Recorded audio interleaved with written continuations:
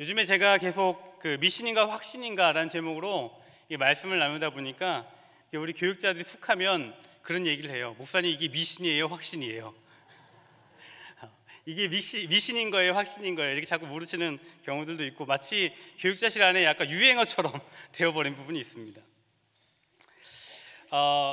제가 그 베델교회에 이제 부임하여 이제 사역하기 위해서 실행위원회 면접을 볼 때에 실행위원 한 분께서 저에게 질문하셨어요. 목사님, 미국에 와서 그 운전면허 몇 번 만에 따실 수 있으세요?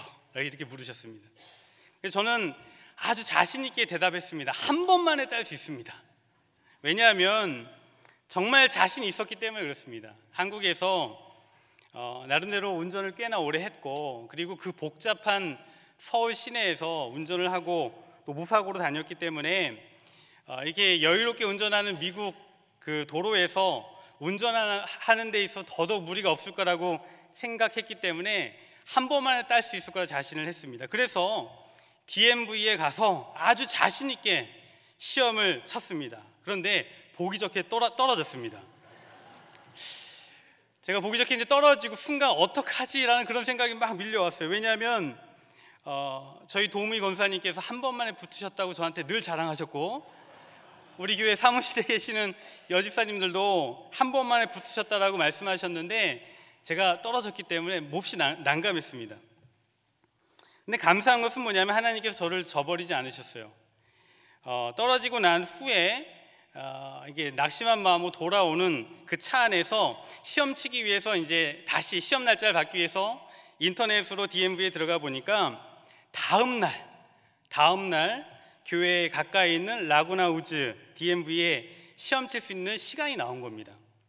그래서 바로 다음 날 라구나 우즈의 DMV에 가서 다시 시험을 쳤고 하나님의 은혜로 합격했습니다. 할렐루야. 근데 제가 운전면허를 낙방하면서 하나님께서 저에게 이런 마음을 주셨어요. 하나님께서 교만하지 말고 겸손하라고 하시는구나, 그런 마음을 주셨고, 또 하나 생각한 것은 뭐냐면 아무리 그 평소에 그 운전을 잘한다 할지라도 하나님이 도와주시지 않으면 할 수 없구나 라는 그런 마음을 주셨습니다. 그러면서 제 마음에 다시 한번 이 경각심이 일어나면서 들었던 생각은 꾀 부리지 말고 열심히 기도하며 살자, 그런 마음을 주셨어요. 이런 우리가 꾀 부린다라는 그런 표현으로 쓰는 이 꾀라는 단어, 우리가 부정적인 단어로 들리기도 하지만 국어 사전에 보면 이 꾀라는 단어가 이렇게 설명이 되어 있습니다. 일을 잘 꾸며내거나 해결해내거나 하는 묘한 생각이나 수단이라고 설명되어져 있습니다. 그래서 이 꾀라는 단어가 삶의 자리에서 긍정적으로 사용되면 지혜라는 뜻이 되기도 하고, 반대로 누군가에게 피해를 주고 이기적인 것으로 쓰이게 되면 교활한 잔머리라는 그런 뜻으로도 쓰일 수 있습니다. 그래서 여러분, 사람은 지혜를 발휘하든 잔머리를 쓰든 간에 어쨌든 자기 꾀로 이 땅 가운데 살아가고 있습니다. 근데 중요한 것은 사람이 자기 꾀로 이 세상을 살아가지만 그 꾀와 상관없이 하나님이 도우셔야지만 이 땅 가운데 살아갈 수 있다는 것입니다. 여러분, 하나님이 도우시지 않으시면 우리의 삶에 아무런 유익이 없고 아무런 소용이 없습니다. 그래서 운전면허 시험 낙방을 통해서 깨닫게 된 것은 뭐냐면 자신의 경험과 실력을 믿고 의지하고 자기 꾀로 사는 것이 얼마나 헛된 것인가 하는 것입니다. 하나님이 돕지 않으시면 아무것도 되지 않는다는 것이죠. 오늘 성경에서 우리는 자신의 꾀로 살려 하는 것이 얼마나 헛된 미신인가 라는 것을 좀 발견하면서 우리가 하나님 앞에 어떻게 살아야 할 것인지 다시 한번 생각해보는 그런 귀한 시간을 가지려고 합니다. 자, 오늘 말씀을 좀 자세하게 좀 살펴보기를 원하는데 먼저 25절, 26절을 한번 같이 읽어보도록 하겠습니다. 25절, 26절입니다. 시작. 라헬이 요셉을 낳았을 때에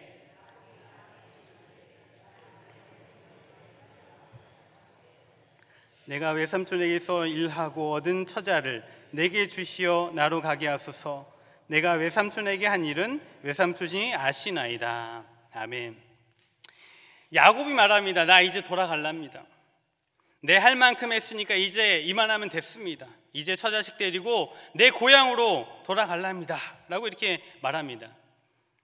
무슨 말입니까? 할 만큼 했으니까 이제 여기에서 끝내겠다라는 것이죠.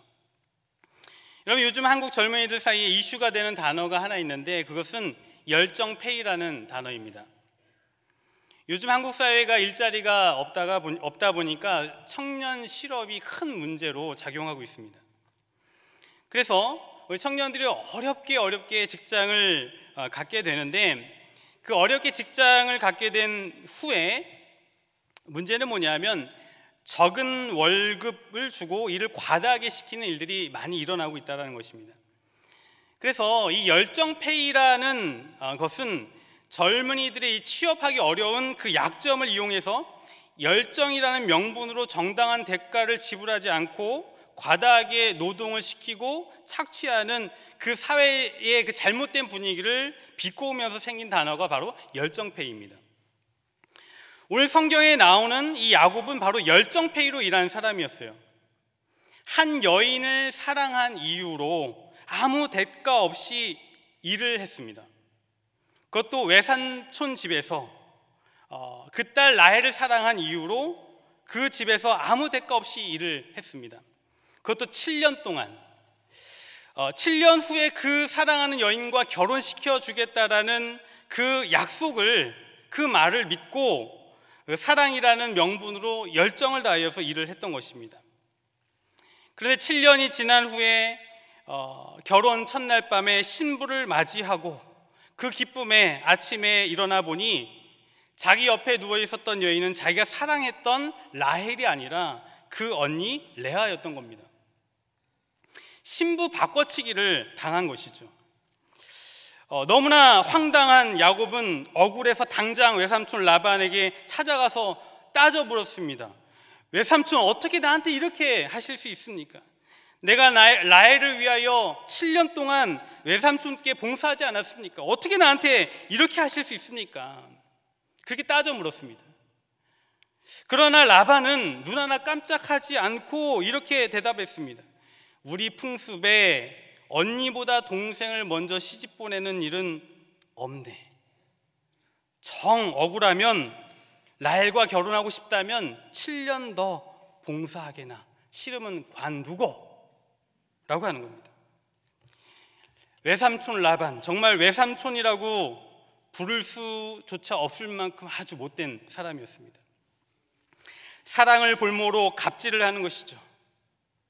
결국 외삼촌 라반에게 속고 사랑하는 사람을 아내로 얻기 위해서 다시 한번 7년을 더 일합니다. 그래서 총 14년의 세월을 낭비하게 되는 것이죠. 그런데 야곱은 바단 아람에서 와서 14년 동안 일을 했지만 재산 한 푼도 모으지 못하고 일만 했습니다. 말 그대로 14년 동안 열정페이로 노동 착취를 당한 것이죠. 여러분, 이 정도면 아마 노동부에 고발을 하고 경찰에 사기죄로 고발해야 되지 않겠습니까? 이제 더 이상 참을 수 없기 때문에 이렇게 얘기하는 거예요. 이제 저 갈랍니다. 고향으로 갈랍니다. 떠나겠습니다 라고 이렇게 말하는 것입니다.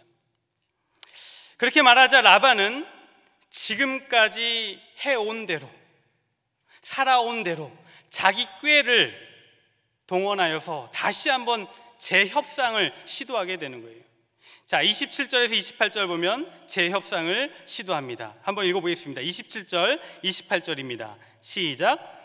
라반이 그에게 이르되 여호와께서 너로 말미암아 내게 복 주신 줄을 내가 깨달았노니 내가 나를 사랑스럽게 여기거든 그대로 있으라. 또 이르되 내 품삯을 정하라. 내가 그것을 주리라. 이 라반이 그렇게 얘기해요. 여호와께서 너로 인하여 내게 복을 주신 것을 내가 이제 알았다. 그런 얘기를 해요. 여러분, 왜 이런 말을 하는 걸까요? 지금 야곱을 어떻게 해서든 붙잡으려고 하는 것이죠. 이 라반은 알고 있었습니다. 뭔가 정확하게는 잘 모르겠지만 야곱으로 인하여 자기 집안에 풍성함이 찾아오고 있었고 야곱으로 인하여 자기 집안에 복이 오고 있다라는 것, 그리고 그것을 놓치고 싶지 않았던 것입니다. 그래서 라반은 막연하게나마 야곱이 믿고 있는 여호와 하나님이 돕고 계시다라는 것을 어렴풋이 알고 있었고, 그래서 지금 제협상을 통하여 붙잡으려고 하고 있었던 것입니다. 여러분, 우리가 성경을 보면 종종 오늘 성경에 보는 것처럼 야곱으로 인하여 라반이 복받은 것처럼 누군가에 의해서 복을 받는 장면들이 종종 나옵니다.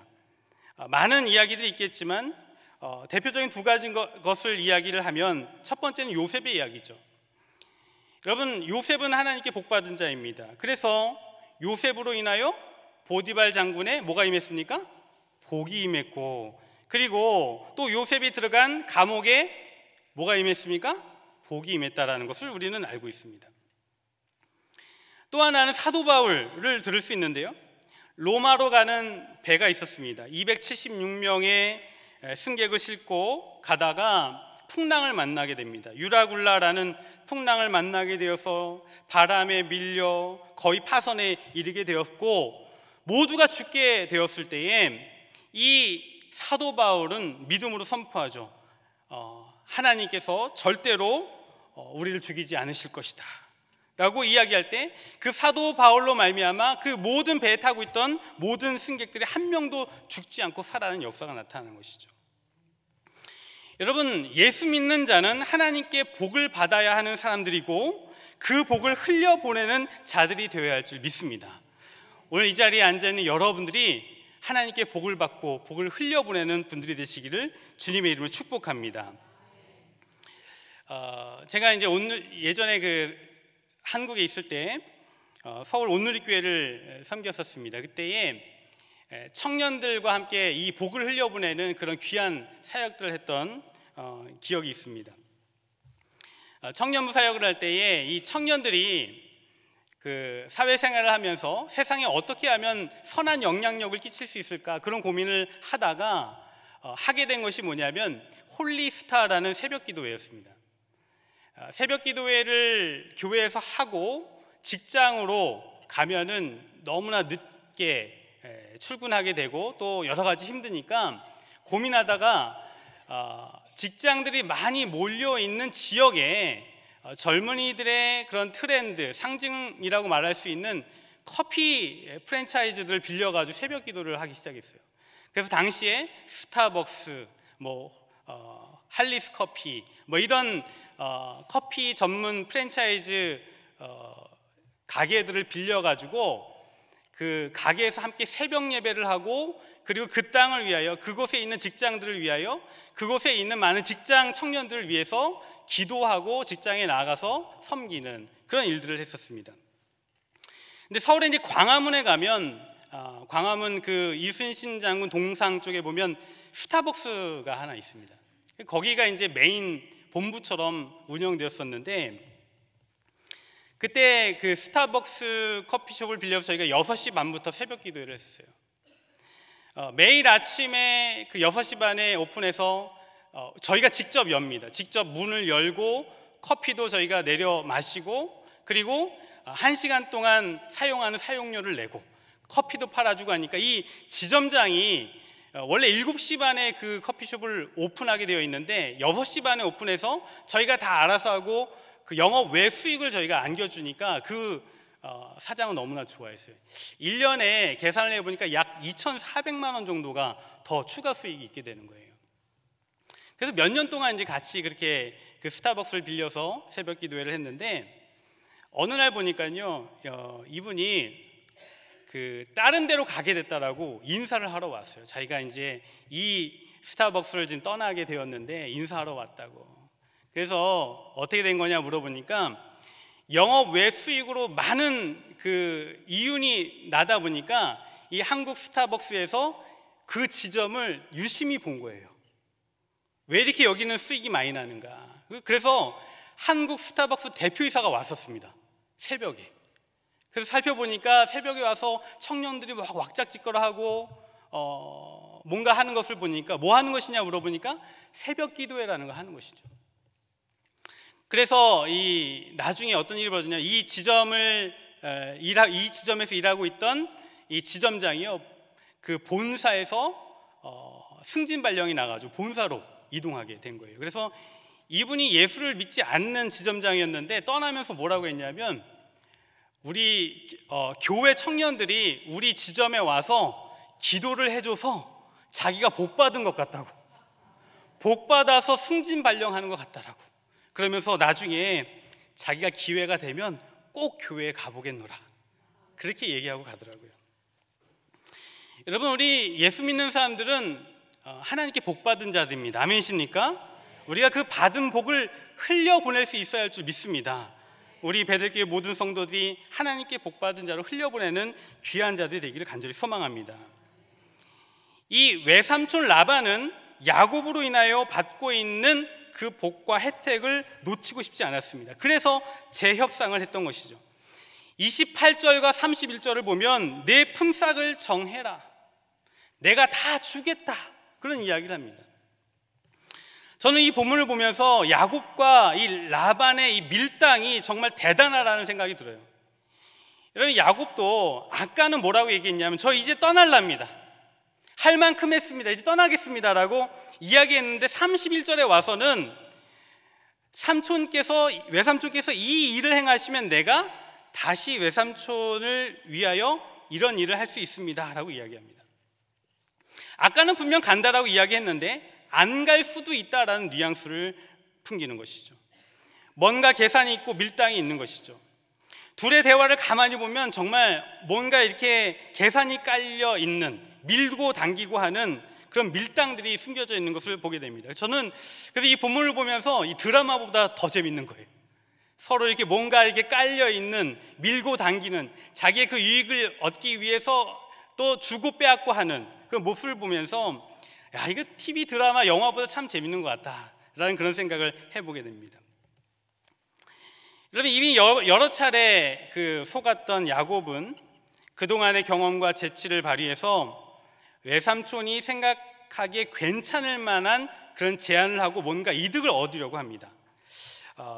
그 외삼촌이 괜찮아 할 만한 조건을 제시하게 되는데, 어떤 조건을 제시하냐면요, 32절에서 33절에 나와 있습니다.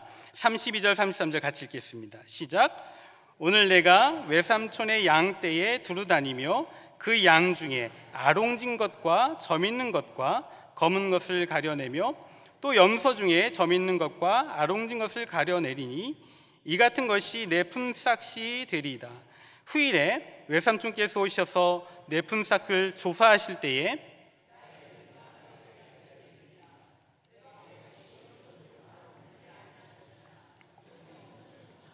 양 중에 검지 아니한 것이 있거든 다 도둑질한 것으로 인정하소서. 아멘.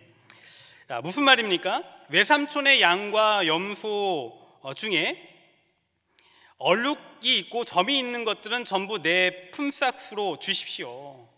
그럼 제가 열심히 일하겠습니다. 그리고 점이 없고 얼룩무늬가 없는 양과 염소는 외삼촌이 가져가십시오. 그런 제안을 합니다.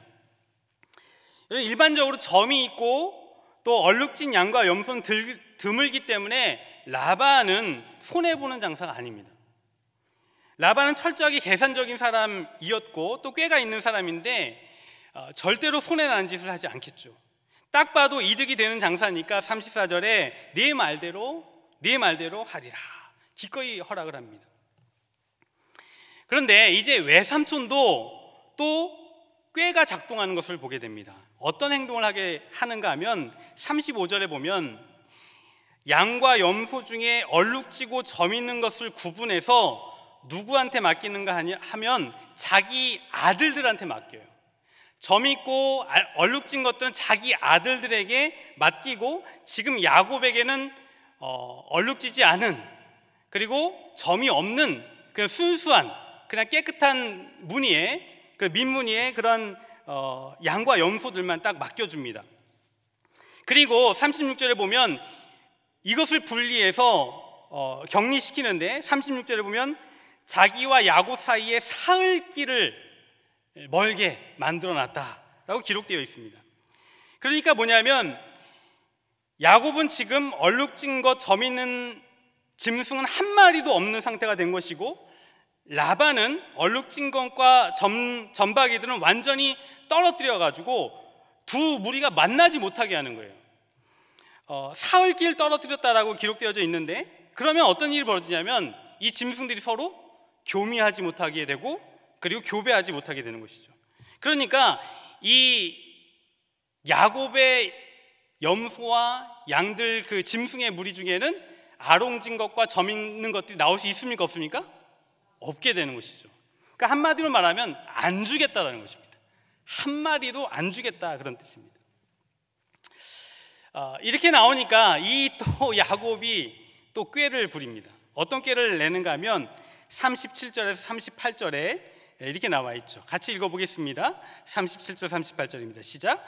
야곱이 버드나무와 살구나무와 신풍나무에 푸른 가지를 가져다가 그것들의 껍질을 벗겨 흰 무늬를 내고 그 껍질을 벗긴 가지를 양떼가 와서 먹는 개천에 물 규유에 세워 양떼를 향하게 하매 그때가 물을 먹으러 올 때의 새끼를 베니. 야곱이 누굽니까? 야곱도요 한 꾀하는 사람입니다. 지금까지 자기 꾀로 살았던 사람이거든요. 온몸에 짐승의 털을 붙여서 누구를 속였습니까? 아버지를 속였고 팥죽으로 형도 속였던 꾀의 대가 바로 야곱 아닙니까? 가만히 안 있습니다. 아주 희한한 꾀를 냅니다. 야곱은 물살이 새지 않은 작은 하천에 양들이 물을 마실 수 있는 물통을 만들어 놓고, 그리고 목을 축일 수 있게 만듭니다. 그리고 그 물통 곁에 알록달록하게 만든 나뭇가지들을 세웠어요.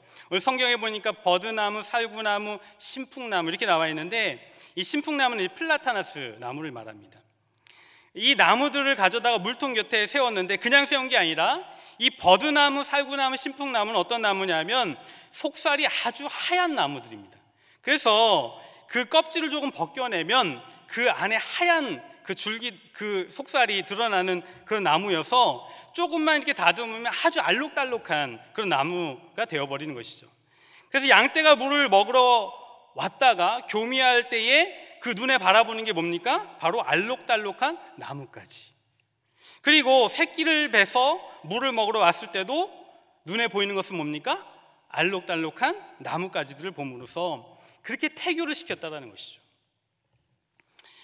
아, 그렇구나.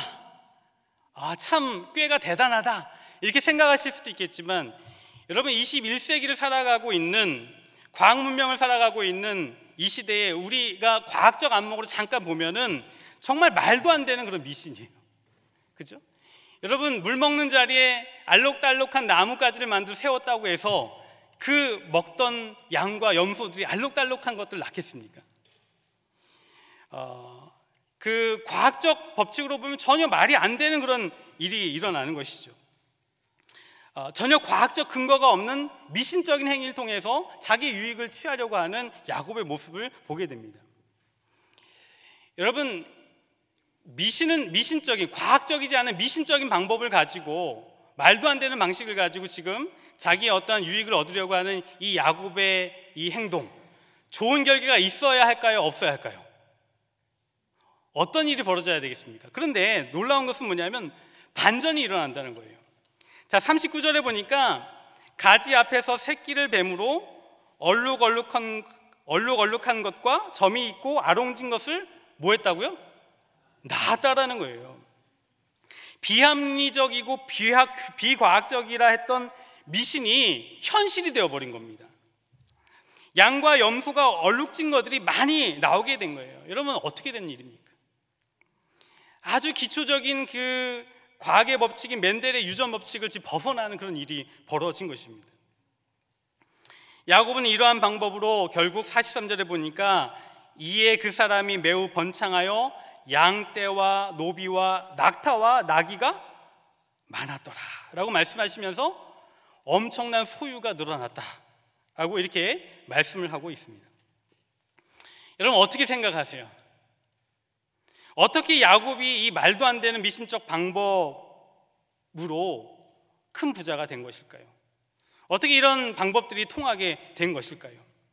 전혀 과학적이지도 않고 터무니없는 방법으로 꾀를 썼음에도 불구하고 소유가 많아진 것, 우리는 이걸 어떻게 해석할 수 있습니까? 여러분, 말도 안 되는 일을 했는데 소유가 많아졌다? 자, 여러분, 누가 복을 주신 것일까요? 그 야곱의 꾀로 이러한 결과를 얻은 것입니까? 아니면 하나님께서 도와주신 것입니까? 하나님께서 복을 주셨기 때문에 가능했었다라고 볼 수밖에 없는 것입니다. 왜냐하면 과학적이지도 않고 비합리적이기 때문에 도무지 일어날 수 없는 일입니다. 그런데 그가 많은 소유를 얻게 됐다는 것은 뭐냐면 누가 도우셨다? 하나님이 도우셨다는 것입니다. 여러분, 우린 여기서 깨닫게 됩니다. 야곱은 자기 자신이 일한 대가를 받기 위해서 꾀를 썼고, 삼촌 라반은 주지 않기 위해서 꾀를 썼습니다. 그러나 인간이 땅에서 여러 가지 지혜와 기질을 발휘하고 꾀를 쓴다 할지라도 하늘에 계신 우리 하나님께서 복을 주시는 인생이 아니면 아무런 소용이 없다라는 것을 말씀하고 있어요. 하나님께서 복을 주시지 않으면 우리의 인생은 아무런 소용이 없는 것입니다. 그래서 여러분, 이 땅에서 많이 공부를 하고 태어나면서 금수저를 물고 태어난다 할지라도, 그리고 정말 아주 탁월한 재주를 가지고 이 땅 가운데 태어났다 할지라도 하나님께서 복을 주시지 않으시면 아무런 소용이 없다라는 것입니다. 말씀을 정리합니다. 여러분, 사람들은 자기 꾀로 살려고 합니다. 자기의 의지와 노력으로 살 수 있다고 생각합니다. 그러나 하나님의 은혜 없이 자기 꾀로 살려고 하는 것이 또 하나의 미신이라는 사실을 우리는 기억해야만 합니다. 여러분, 제가 이제 운전면허 시험을 낙방하고 다음 날 다시 이제 시험을 치게 되면서 이제 합격을 하고 기쁜 마음에 돌아오는데, 그 시험 치러 갈 때 우리 이윤우 목사님 같이 가주셨어요. 이윤우 목사님 같이 가주셨는데, 시험 끝나고 돌아오는 길에 제 옆자리에서 이렇게 이야기하시더라고요. 목사님이 네, 보니까 목사님은 참 복이 많은 것 같아요. 미국 정착이 이렇게 순조로울 수가 없는데 잘 되는 것 보면 목사님은 참 복된 사람인 것 같습니다. 이렇게 이야기를 합니다. 그렇습니다. 운전 경력, 운전 실력, 자기의 꾀가 아닌 하나님이 부으시는 축복으로 우리는 살아야 할 줄 믿습니다. 오늘 본문을 보면서 주일날 우리 담임 목사님께 전해주셨던 그 말씀이 갑자기 생각나요. 우리는 누구인가? 우리는 자기의 힘과 지혜로, 자기의 꾀로 사는 사람들이 아닙니다.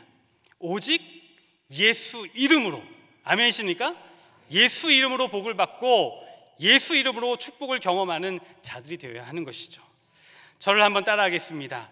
자기 꾀가 아닌 하나님의 축복으로, 자기 꾀가 아닌 예수 이름으로 그렇게 살아가는 저와 여러분들이 되시기를 주님의 이름으로 축복합니다. 지금 우리 말씀 생각하시면서 우리 함께 찬양하고 잠시 하나님 앞에 기도했으면 좋겠는데, 하나님의 사랑을 사모하는 자, 하나님의 사랑을, 하나님의 사랑을 사모한, 하나님의 평안을 바라보는 자, 너의 모든 것 창조하신 우리 주님이 너를 얼마나 사랑하시는지, 하나님께 찬양과 하나님께 찬양과 경배하는 자, 하나님의 선하심을 닮아가는 자, 너의 모든 것 창조하신 우리 주님이 너를 자녀 삼으셨네. 하나님 사랑해, 하나님 사랑의 눈으로 너를 어느 때나 바라보시고, 하나님 인자한 귀로서 언제나 너에게 기울이시니, 어두움에